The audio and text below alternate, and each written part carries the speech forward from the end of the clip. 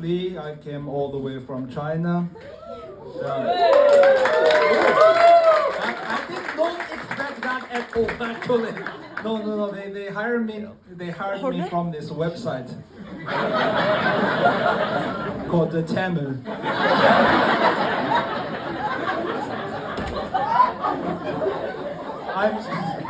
I'm going to do my set in English because I got screwed up by the American guy. You remember that American guy? Because we agreed, it's like, let's both do it in English. It was okay. Then today he said, I'm going to do mine in Norwegian. Because now I'm a Norwegian citizen. Fuck that guy. It's like, they quit the Paris Agreement, and then now he just quit the agreement with me. I don't like that guy because he lives in Fana. Because Fana, somehow I feel like Fana people think they're better than other people for some reason. Yeah. Have you ever taken the Bybanen to the airport? When you start, it's like a Bystation, Florida, Danmarksplads, Wergeland. Nothing happens. But as soon as the train goes into Fana, it's like, Kanskje kommer kongen.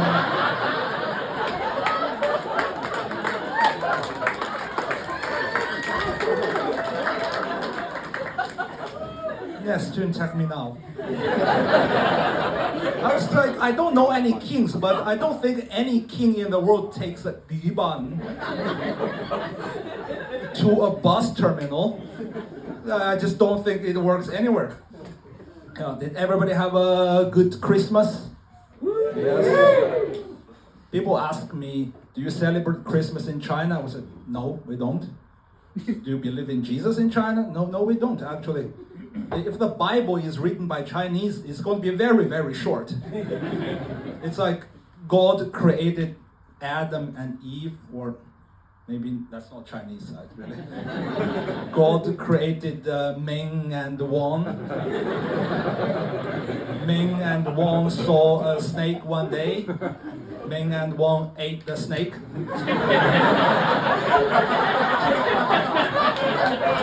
The end. That's going to be the Chinese Bible. Yeah, no, we don't celebrate Christmas. Our Bible never made that far to that part. I don't like Christmas. I spend so much money on Christmas. Shit is so expensive these days. Like a bag from the grocery store, like 10 years ago it cost 1 krona. Now it costs how much? 7, 6 krona? Yeah. I'm telling you, that's going to be the next Bitcoin. I just bought 100,000 of those, and I think I'm going to retire in a couple of years. I know I have to spend money on gifts. I have to buy my girlfriend a gift. I'm horrible with buying gifts. So I asked ChatGPT, what gift should I get my girlfriend? Then ChatGPT said, a good gift is something she needs, but she doesn't buy it herself because it's too expensive. That's a good gift. It was okay. What's something that's expensive? She definitely needs it, but she doesn't buy for herself. So I bought her a bus ticket.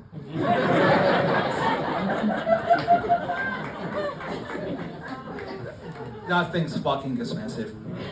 I'm happy I don't have kids, otherwise more money spent. I don't have kids. I don't understand kids these days. Yesterday I was telling jokes here at the exact same place. The audience was mostly around 20 years old. Like they don't laugh at anything I say. But when I said a plastic bag cost how much? 6, 7 kroner. They're like, 6, 7! I was like, what? Yeah, but that's something new I learned yesterday. But no, I don't have kids. My best friend has 4 kids. That's insane. I remember when he had his first kid, it was so special. He talks about the kid all the time. Oh, Chris and I went to football today. Chris and I went to ice skating today. And he reads books about how to raise kids. That he cares so much. Then we had like the 3rd, 4th kid. They stopped having names. He just called them by numbers. They're like, oh, my number 4 is sick today. I have to go pick up my number 3. I was like, did you realize the way you are calling your kids is like how Germans used to call the Jews back in the days? No, I grew up in China with very difficult parents. They are average in China, but they're pretty difficult. Yeah, people here ask me, did your parents ever beat you? I was like, not every day. And where I come from, there is a saying.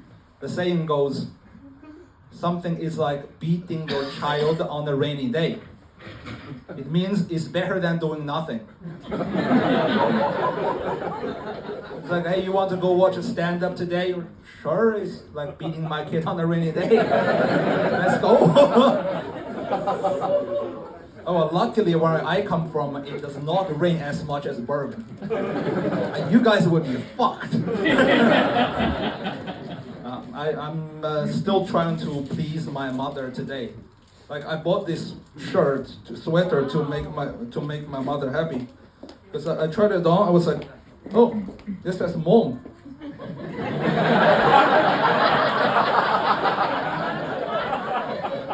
She did not understand it.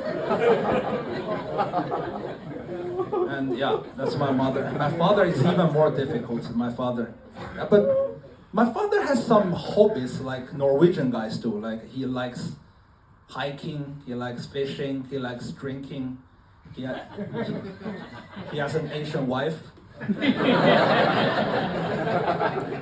But he's so difficult. He told me once, he's like, you know, when you were 1 year old, I knew you were going to be alcoholic.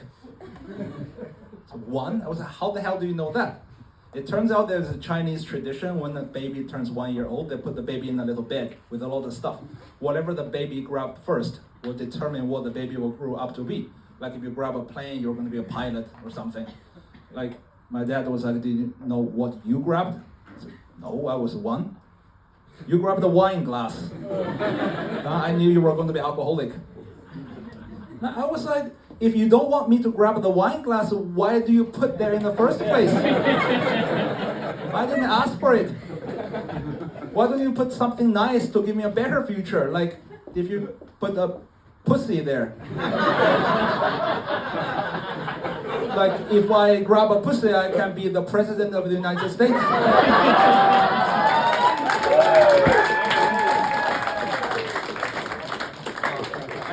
Thank you. I grew up to be such a good child. You know, the first time I visited a porn website, it asked me, are you over 18? I said no. Back in the days, it's not easy to find porn like today. Today we have this Pornhub. You know what it is? I'm not into porn, but I'm into numbers. I'm into statistics. Because they publish this statistical yearbook every year with a lot of interesting numbers. One metric they published was time spent per visit by country. In each country, how much time does it take a person from opening Pornhub until they close Pornhub? Number 1 is Philippines. It's like 12 minutes, 50 seconds. The number 1 was Netherlands, like 10 minutes, 11 seconds, something. Philippines was way up there. Because I have a Filipino friend, he asked me to read this. He said, you know what it means? Philippine number 1. You know what it means? It means Filipino men last the longest in bed. They spend the longest time on the website. They last longest in bed. And I was like, actually, I think it means Filipino men have very bad internet.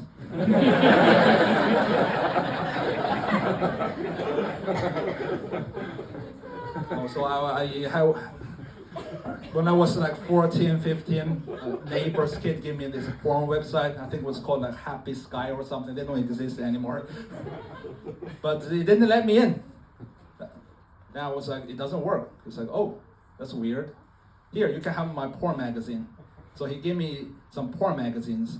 They're called J Cute. It's a Japanese porn magazine. I was reading them for a while, but I got sick of it, so I hid them in my room.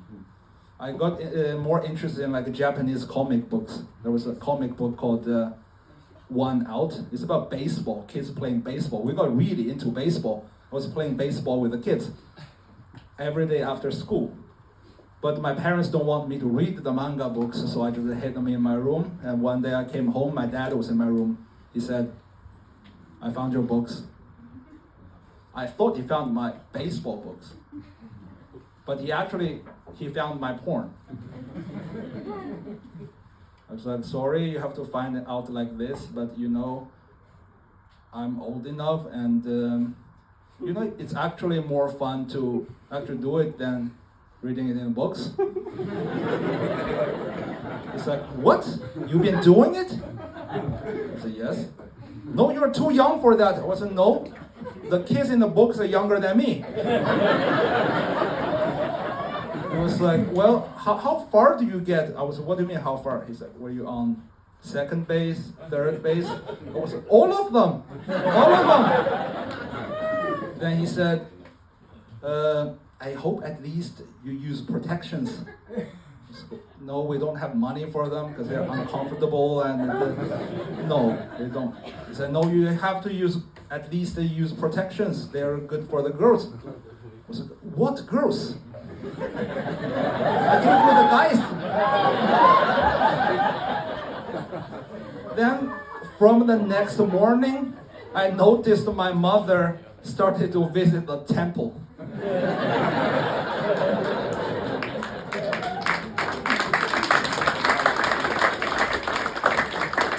When I turned like 19 or something, I had my first girlfriend. Then my mother was so happy. she tells everybody, "Oh, the temple works. It works very well."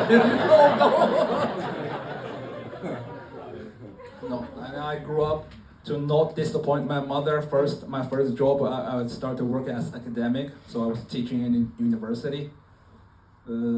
Any academics here? I fucking hate that shit.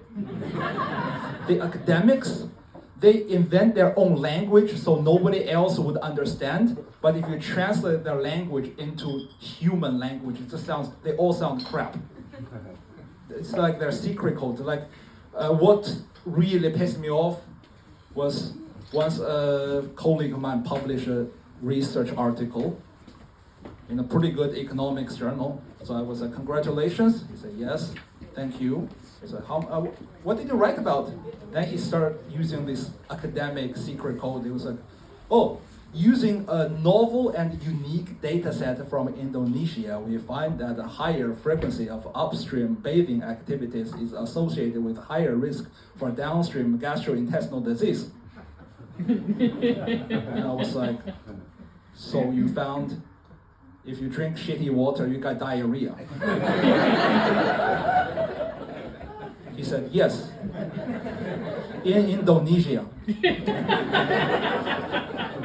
I was like, can you generalize the result to other countries? He said, no, we only have data from Indonesia.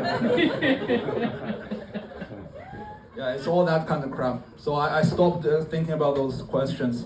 But what I've been thinking was more deeper, like a philosophical, like, what's the ultimate meaning of life? What's the ultimate thing that makes human happy? I think I found the answer. The ultimate thing that makes human happy is holes. Like you dig a hole on the floor, the holes. Because everything makes us happy involves either putting something into a hole or taking something out of a hole. You like good food, you buy good food, you put it in this hole. You like drinks, the drink goes into this hole. You put on a movie, the movie goes into these holes. You listen to music, the music goes into these holes. Some people like drugs, drugs can go into this hole, or this hole. Or if you cannot find the hole, you pierce a hole on your skin and you put it in the hole. And also sometimes taking something out of the hole is also really nice. Like if you take a really, really good shit. And also sex is always about holes. It does not matter what your sex orientation is. Sex is always about holes. It's either about putting your thing in somebody else's hole, putting somebody else's thing in your hole. You pretend you have a thing, you put the thing in your hole. You pretend you have a hole, you put your thing in that hole. Or you buy a thing, you put the thing in your hole, or you buy a hole, you put your thing in the hole. When we were born, we came out of a hole. When we were dead, they dig a hole and put it in that hole. And thank you very much.